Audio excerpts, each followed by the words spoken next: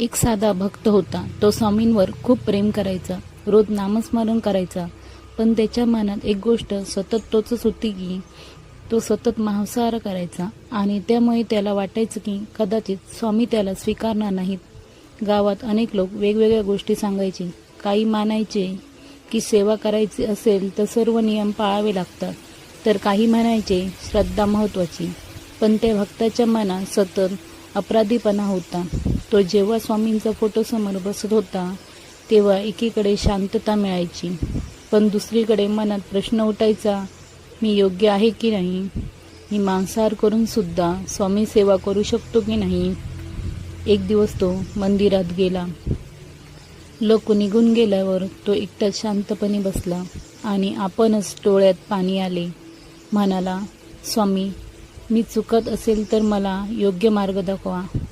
त्या क्षणी त्याला मंदिरात एक वेगळी शांतता जाणवली.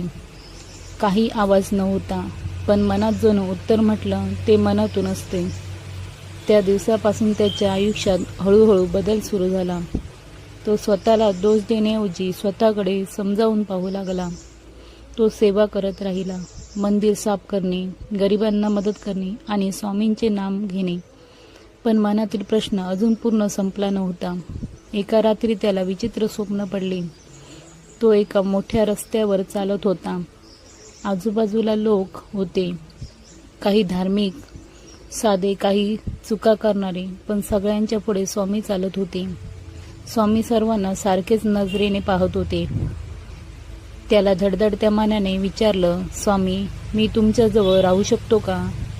स्वामी हसत म्हणाले, अरे मूर्खा, जवळ येण्यासाठी मन लागते, शरीराची सवय नाही. अचानक त्याची झोप उडाली. सकाळी उठल्यावर त्याला आतून हलकं वाटलं. त्याला जाणवले की कदाचित स्वामी शिक्षण देण्यासाठी नाही तर समजून घेण्यासाठी असतात. त्या दिवसानंतर तो स्वतःवर जबरदस्ती करू लागला नाही, पण प्रत्येक कृती करताना जागृत राहू लागला. तो विचार करू लागला, मी स्वामींसाठी काय बदल करू शकतो? हळूहळू त्याच्यात शांतता वाढू लागली. घरातले भांडण कमी झाले, कामात लक्ष लागायला लागला आणि सर्वात महत्त्वाचं म्हणजे त्याच्या चेहऱ्यावर समाधान दिसू लागले. त्याला चुकून कळलं की सेवा म्हणजे बाहेरून बदल दाखवणे नाही, तर आतून परिवर्तन सुरू होणे. आणि त्याची खरी यात्रा आता सुरू झाली. स्वामींच्या त्या स्वप्नानंतर भक्ताचे मन जरूर शांत झाले होते, तरी आयुष्यातील परीक्षा थांबली नव्हती.